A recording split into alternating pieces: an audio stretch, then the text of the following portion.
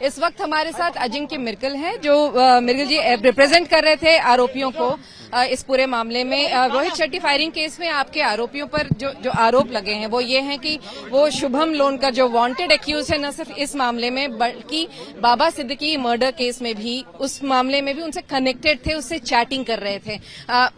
अदालत में क्या क्या कहा गया था सरकारी वकील? अभी इस एंगल को लेके कोई भी कनेक्शन दिया नहीं कहा है। सिर्फ पुलिस वालों ने इतने कि एक सोशल मीडिया पे पोस्ट वायरल हुआ था जिसमें शुभम लोनकर और इन सब लोगों का नाम था, लेकिन वो पोस्ट के बारे में अभी भी तहकीकात चल रही है और इन लोगों का जो इन बच्चों का कनेक्शंस डायरेक्टली इनडायरेक्टली नहीं बता सकते। सिर्फ ये एक एरिया है पुणे के अंदर आता है जहाँ पे शुभम लोनकर पहले कभी रह चुका होगा, लेकिन उनका और इनका एज डिफरेंस इतना है कि इनके साथ कुछ भी उनका कनेक्शन डायरेक्टली इनडायरेक्टली नहीं है।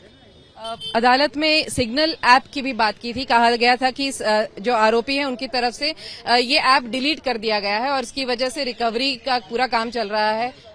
ये ऐप डिलीट कर की रिकवरी की बात की गई है। That is a part of investigation ma'am, everything I can not disclose on camera on anything. अदालत में आपने उस पर आपने जब कहा, आपने क्या कहा अदालत में? उस पर हमने इस बात में कुछ नहीं कहा क्योंकि वो सब अभी अधूरी बात है। It is a part of investigation और जो भी है अभी जुडिशरी में ये मैटर पेंडिंग है।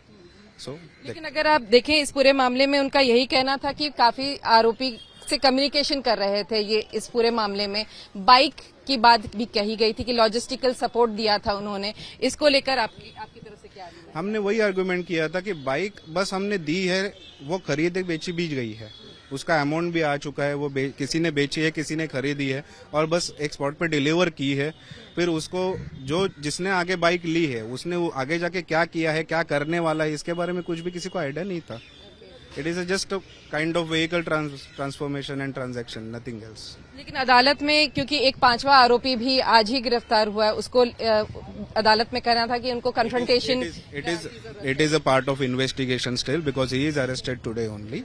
So let's wait for the court order. इसमें एक आखिरी सवाल आपसे ये, कि अदालत में ये भी कहा गया कि क्योंकि कन्फ्रंटेशन भी है इस पूरे मामले में इनको करवाना है, लेकिन अगर आप देखें इस मामले में जैसा आप भी कह रहे थे कि बहुत यंग हैं ये सारे लड़के, इनका कोई हाथ नहीं है, ऐसा आप कह रहे थे अदालत में। आपने आर्ग्यूमेंट्स में क्या क्या कहा? आर्ग्यूमेंट्स में हमने यही कहा था कि ये अभी भी छोटे लड़के हैं, यंग लड़के हैं।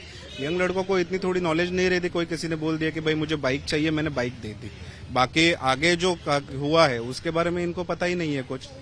लेकिन इस मामले में एक आरोपी से रिकवरी भी बताई गई है, वो कौन है? वो हमारे तपास नहीं है, सो उसके बारे में मुझे कुछ जानकारी नहीं है।